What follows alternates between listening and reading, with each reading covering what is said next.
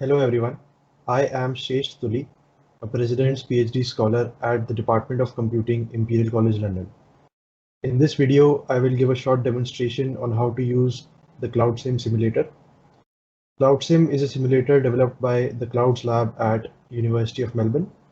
I will also describe how to extend it for simulating deep learning based schedulers in distributed fog and cloud environments. This video is based on our work published in IEEE Transactions on Mobile Computing, titled Dynamic Scheduling for Stochastic Edge Cloud Computing Environments using A3C Learning and Residual Recurrent Neural Networks. Let me give you some basic understanding what CloudSim is. CloudSim is this cloud simulator developed at University of Melbourne Clouds Lab, and the basic media that CloudSim provides is that it allows you to implement some high-level algorithms for, say, scheduling, say, power management, resource scheduling, resource-aware provisioning, etc. And these algorithms can be implemented and tested in terms of their efficacy, efficiency, and how they are scaling to, say, in a large simulated environment, say 50 hosts or 100 hosts and so on. And after that rigorous or extensive testing, you can then extend it further to real test beds, real fog environments, real cloud environments, as there are other works that Professor Sukhpal might share, like FogBus, where you can implement these algorithms on a real test bed. But for the simulation purposes, there are many instances that CloudSim provides. First is, let me go through some basic views that CloudSim has. Just a sec. So are you able to see my screen clearly? Yes. Okay.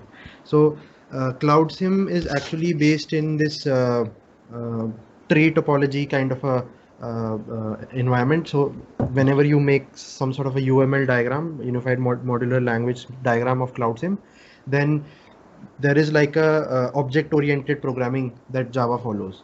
So similar to, say, Python or C++, there are different classes in Java where you can extend those classes or interfaces to implement your own modules, and those object instances then interact with various interfaces that are built within CloudSim to simulate a cloud's execution platform. So in that, there are some very critical modules that I would go through first, then we can go through some algorithms. So first is this Cloudlet. This is the basic fundamental entity that is simulated to be executed in a say a container or a VM or a host. So this has some basic variables like class type, what are the instance creation of this particular cloudlet. Then there would be things like utilization models of CPU, RAM, disk, network, like this. Then there would be also say disk management, power management, those kind of provisioning modules. And finally, there would be this allocation to a particular container, host, or a cloud VM. So this cloudlet module is actually being, there would be like a big loop somewhere in between in this cloudlet module, where what happens is that it executes a particular function wherein the CPU, RAM, network, disk, which are, say, the metrics of that particular cloudlet task, are being run through in a cloud simulation environment. Then another very important module in CloudSim is this data center module. So what data center contains is what it has is it has number of host machines, which are cloud hosts, wherein we can provision more cloud hosts to execute various cloudlets or similar tasks. But the only thing that CloudSim provides is that there are multiple layers of execution of a particular cloudlet. So recently, this new layer of containers has been implemented in CloudSim. So what we do is that whenever we have a new cloudlet, we have this container placement policies, container provisioning policies. So what happens is that container is like a lightweight VM which contains a single task or a single cloudlet. And what happens is that whenever a new cloudlet is being created, there are some algorithms that provision new containers. These containers are then allocated to, say, some VMs. These VMs are then allocated to some cloud hosts. So there are three different layers at which CloudSim works. But the original version of CloudSim 4.0, CloudSim 4.0 allowed this abstraction of containers.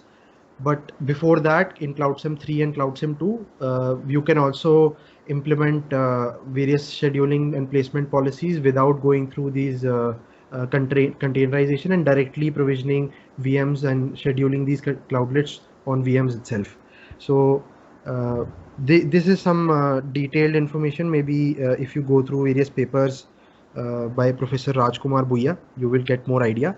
But let me go forward and give you some more critical information, some more critical modules. This is the cloud host. This has various RAM provisioner, bandwidth provisioner, disk provisioner, and finally this allocation of VMs that is being scheduled in this particular host.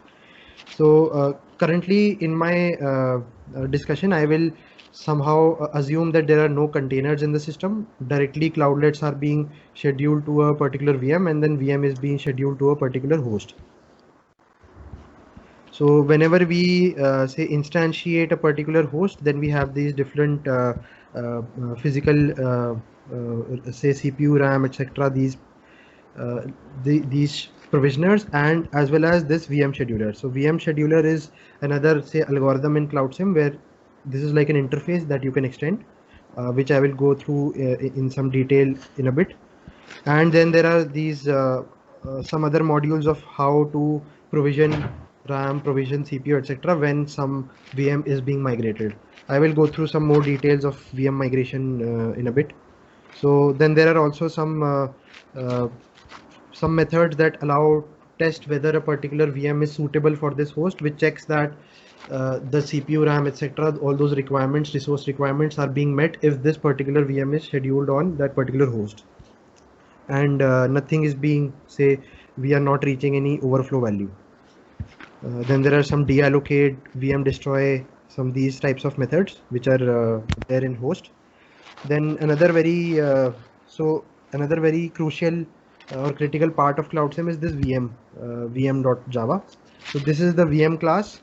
This is actually, if you have some basic idea of how this container abstraction, VM abstraction works in a say, if you have read this, if you've gone through this operating systems course, you would have some idea that VM provides an abstract level of implementation irrespective of other services or other tasks being executed in the operating system.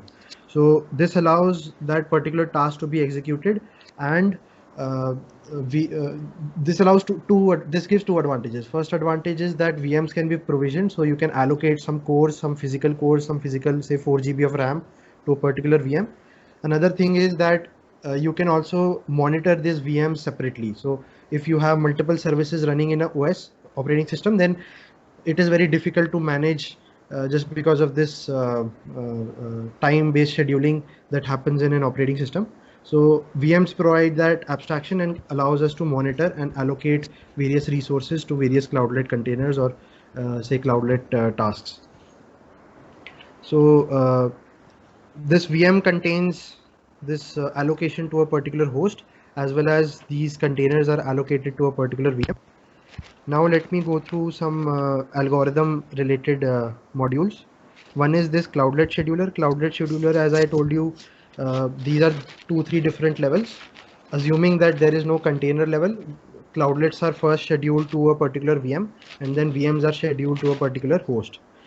It is also possible that you can have this one-to-one mapping from a host to VM, so that, say, you can emulate using a CloudSim simulator, you can emulate in some sense a fog module where in a fog nomenclature there are only fog tasks and fog hosts. So tasks are being scheduled on host without these VMs being instantiated. So that also is being that is like a hack that CloudSim provides to also emulate fog frameworks. So this Cloudlet scheduler allows this. There are different queuing models that are implemented in CloudSim. first is this waiting list, then this execution list, pause list, finish list, and failed list.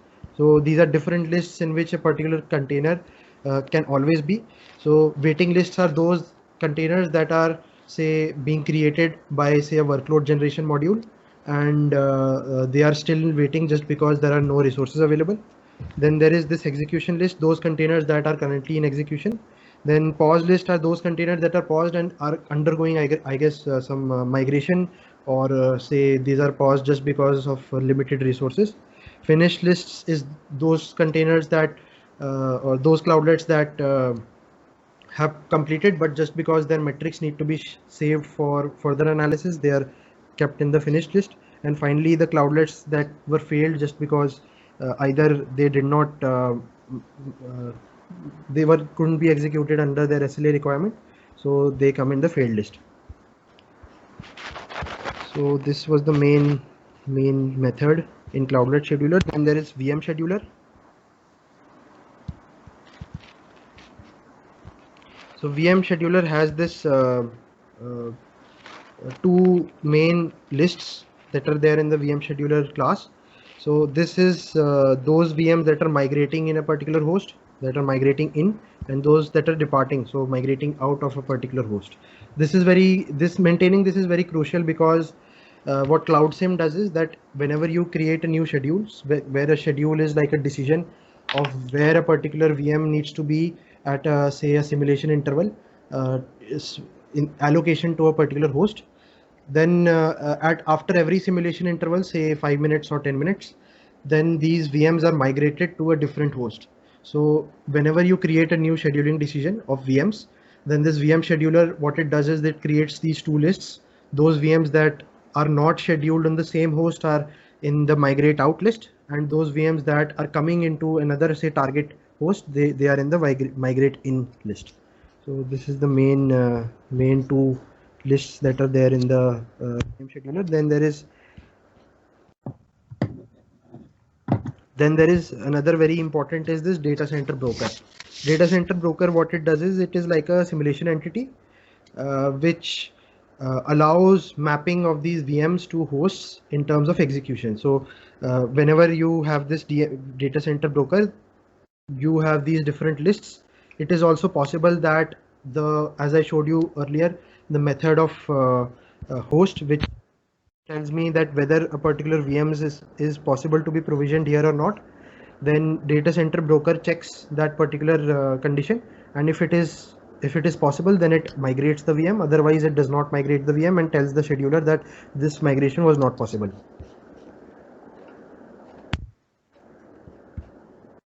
Then there are some other utilization modules. You can go through the papers, because these are very critical to some details. Other storage, file attributes, disk storage, etc., network management, all those are some detailed modules. Then other so like Professor Sukhpal works very closely with power management, thermal aware, scheduling, all those kind of work. So let me give you some idea of the power management techniques that are there in the system. So first is this power models. So CloudSim allows various power models to be implemented. So this is like a spec function. So spec is this benchmark that gives you the power consumption of a particular host with different percentage of CPU utilization. So this is like say for a Raspberry, this would be a list of from 0 to 100 what is the power utilization in terms of watts. Once you have this power utilization, then there are different selection and allocation policies can be used. So let me go through some very basic selection policy, like random selection. So random selection is very simple. It just randomly selects a particular VM that needs to be migrated, but there can also be some other selection policies, like say if a particular VM is in a host and that host is has more than, say, some threshold value CPU utilization, say more than 80%, then some VMs of that particular host can be selected to be migrated so that it does not overdraw the power or the energy input. So then there are, after a selection, after a particular VM is being selected, then there are allocation policies. So some allocation, some example of this allocation policy is like minimum migration time. Minimum migration time is I can allocate a particular VM to that host wherein the migration time, which is the time to migrate that VM as a whole size, so that is equal to the RAM size, the amount of RAM that particular VM is allocated divided by the network bandwidth between the two hosts normalized to that particular VM. So that is the minimum migration time allocation policy. So whenever you calculate, say, try to find out where a particular VM is to be migrated, you check the migration map and check that all particular hosts wherein I can allocate this, where VM can be allocated, and take the minimum of those. So run some basic example. So all the modules are in CloudSim, and all the implementation of, say, some policy, some data center, etc., that is done in CloudSim examples.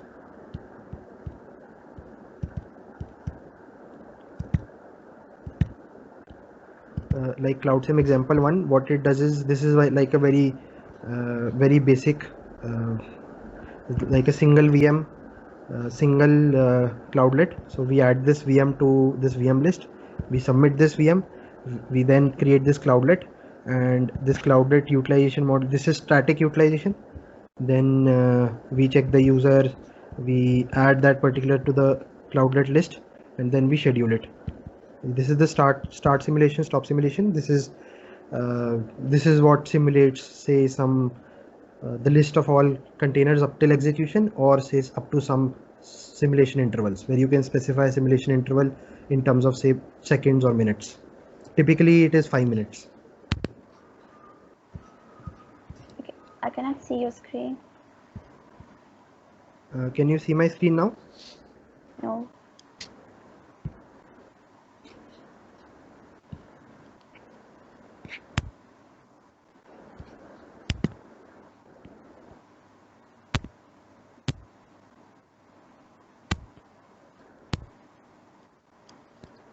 What about now?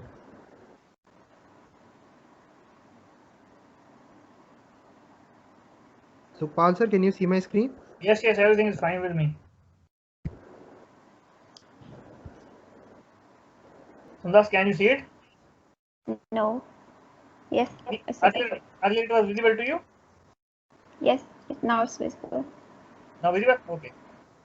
Okay, so let me now give you some idea of what all can be done in terms of research directions. So very recently, because Shreshth, sorry to stop you in between, because she has to work in SLA aware source provisioning and scheduling using AI.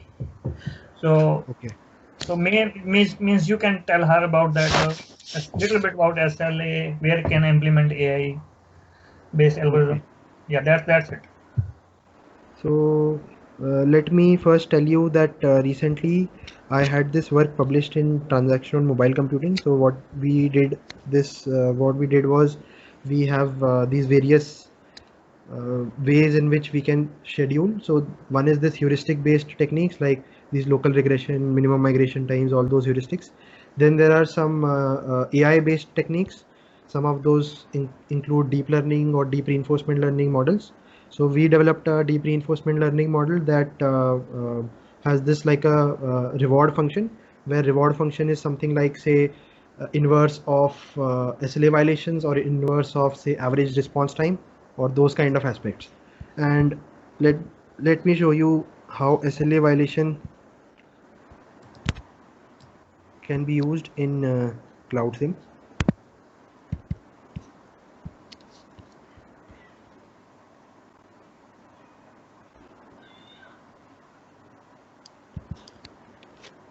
Yeah, so whenever you are creating a particular say cloudlet, there are two IDs of that particular cloudlet. One is this cloudlet ID, so that is like CID of a cloudlet. That is the allocation of that particular cloudlet to one of the 50 buckets. So if there are, say, 50 cloudlets that you want in the system, then the cloudlet ID would be 0 to 49. if you want, then there is the second ID, which is the Cloudlet creation ID, CCID in CloudSim. So whenever you create a particular cloudlet, that is uniquely given to that cloudlet. So whenever that cloudlet is being destroyed, you can check how much time it took while creation and while the destroying time of that particular cloudlet. So typically what happens is, like I showed you in the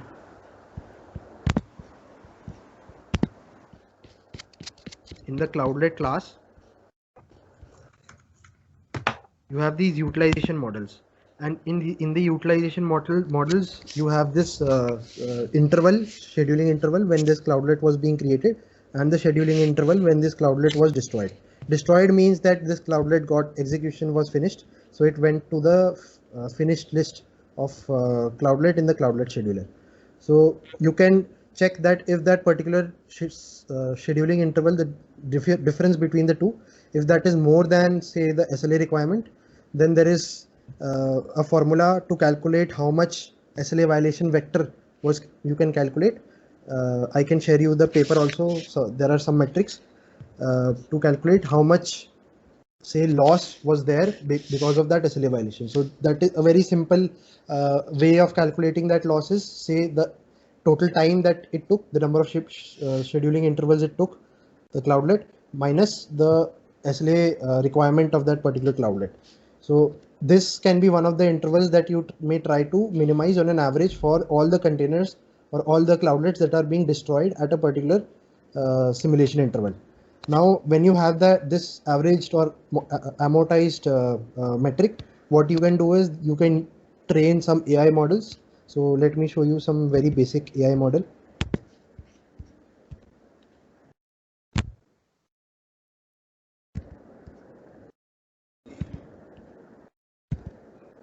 So this is a deep reinforcement learning based method. What we do here is that we take this data input, and the loss that we define is based on what is the, say, SLA violation metric, or say response time, or other metrics like cost, energy, and other things.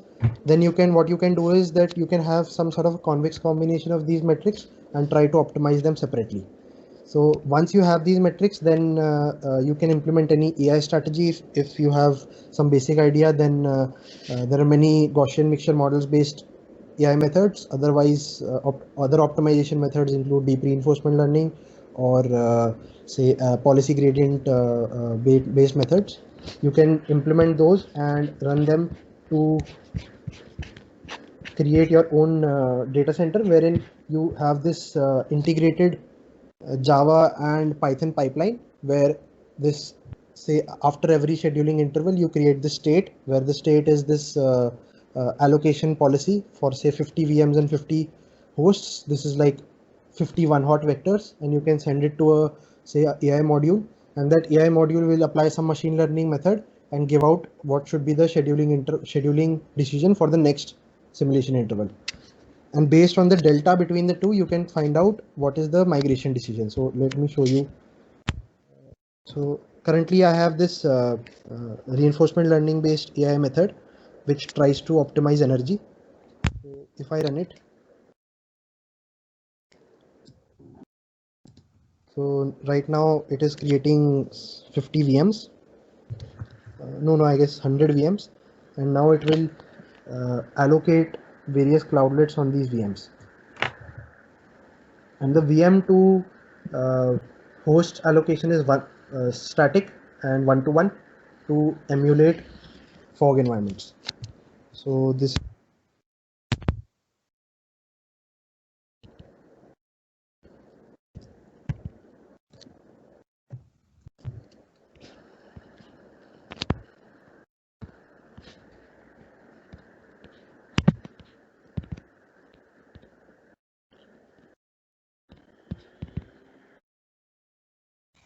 So this is what a scheduling decision looks like. So this is like 51 hot vectors, 0 to 100. On the y-axis is the VM ID. On the x-axis is the host ID. So for every VM or for every cloudlet, the white dot represents that one hot vector, wherein this particular host is selected, and all the black area is represented by the 0 probability of allocating that particular cloudlet to that host. So in a sense, this becomes like a state vector for my machine learning model, and then I can have this loss, which is like a SLA violation metric. So you can see that with number of epochs, this SLA violation metric, or say currently it is energy. So currently the energy metric is reducing. So from 4.6 kilowatt, it has reduced to 4.5 kilowatt in 3 epochs. And with time, as you may select more dynamic models, or say very stochastic models. So for a trained model, it might look something like this. Say from 4.5, it goes down to 2.5, sometimes increases because of the stochasticity, but on an average remains around 3. So in that sense, you can implement various reward-based machine learning models to minimize metrics like SLA violation, energy, response time, or other QoS parameters. This is the reference of our work. If you have any queries, please feel free to contact me on the following social media accounts or by email. Thanks for watching this video.